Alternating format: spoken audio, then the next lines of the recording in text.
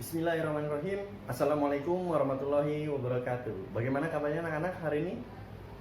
Mudah-mudahan selalu sehat dan terus semangat untuk belajar. Oke, sebelumnya kita udah belajar tentang penjumlahan dan pengurangan serta sifat-sifatnya. Gampang ya?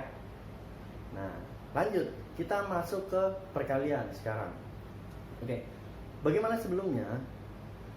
Di Al-Quran kita diajarkan juga tentang perkalian. Contohnya ada di surat Al-Baqarah ayat 261. Bunyinya seperti ini kurang lebih. Perumpamaan orang yang menginfakkan hartanya di jalan Allah seperti sebutir biji yang menumbuhkan 7 buah tangkai.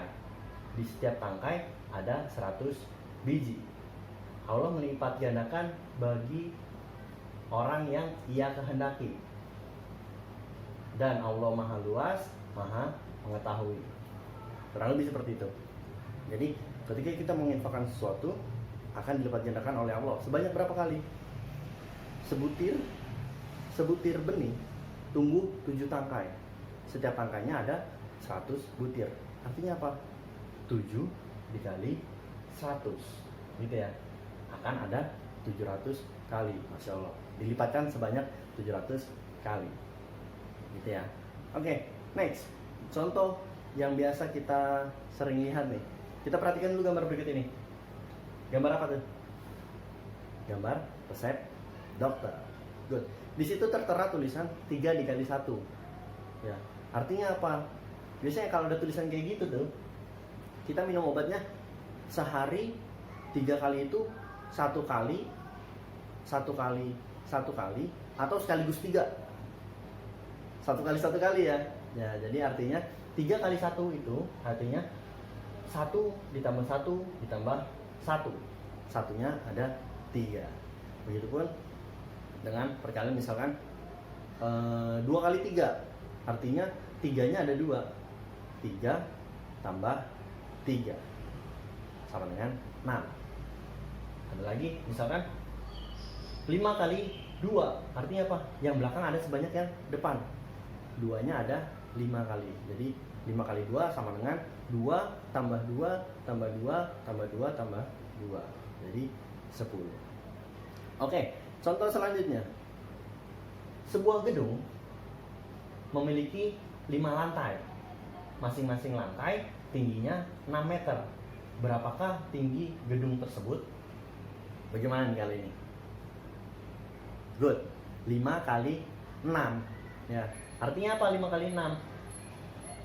6 tambah 6 tambah 6 tambah 6 tambah 6. 6-nya ada 5 kali, sebanyak 30. Artinya gedung itu memiliki tinggi setinggi 30 meter. Gampang ya? Selanjutnya kita akan belajar tentang sifat-sifat perkalian. Yang pertama, sifat komutatif. Kemarin apa? Sifat komutatif di penjumlahan hanya dibalik aja gitu ya. Pun dengan di perkalian. Ketika dua angka dibalik hasilnya sama, itu merupakan sifat komutatif. Jadi sifat komutatif bisa ditulis sebagai A kali B sama dengan B kali A. Gitu ya.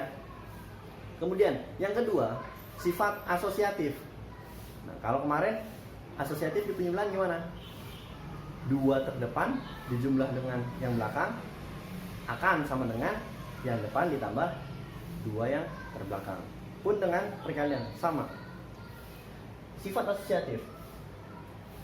Dalam kurung A plus B dikalikan C akan sama dengan A dikali dalam kurung B dikali C.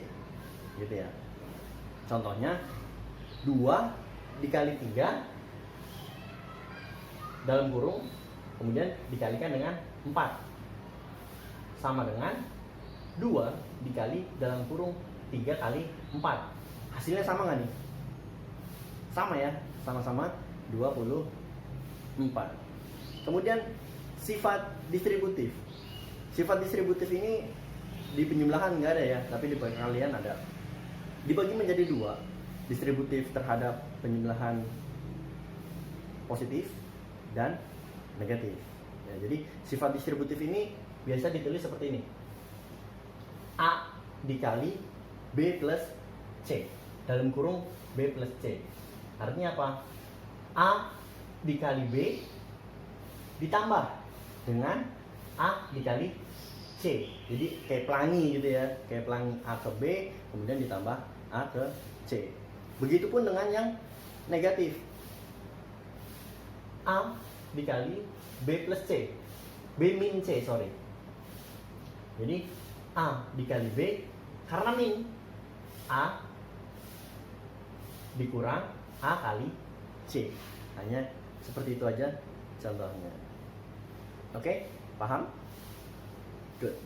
Oke, selanjutnya kita akan belajar tentang perkalian dua buah bilangan positif dan negatif. Nah, ini ada relate-nya nih terhadap kehidupan sehari-hari. Kita misalkan positif itu benar dan negatif itu salah. Ya.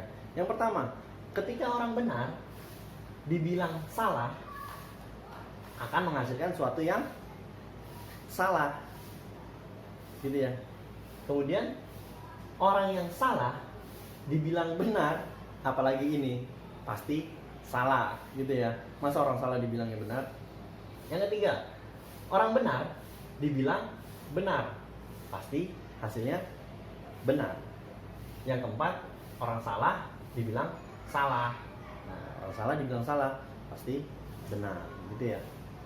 Jadi di perkalian dua buah bilangan positif dan negatif ini, kita lihat ketika berbeda positif dengan negatifnya, dia akan menghasilkan sesuatu yang negatif. Ketika sama, plus dengan plus atau min dengan min, itu hasilnya akan positif. Misalkan min 2 dikali min 3, kan sama-sama min tuh ya, udah langsung jadi positif. 2 dikali 3, 6. Jadi min 2 dikali min 3 hasilnya positif 6, atau biasanya kita sebut 6 aja gitu. Kemudian satu lagi, min 5 dikali dengan 3, min dengan plus. Karena berbeda tanda, dia akan menghasilkan sesuatu yang minus. Jadi 5 dikali 3 nya 15. Berarti min 5 dikali 3 hasilnya adalah min 15. Begitu, gampang ya. Jadi harus diingat sama atau beda sih gitu. Kalau sama plus, kalau beda minus gitu. Oke, mungkin sekian yang bisa kita pelajari hari ini. Mudah-mudahan apa yang kita pelajari bermanfaat untuk kita ke depannya. Kurang lebihnya mohon maaf. Wassalamualaikum warahmatullahi wabarakatuh.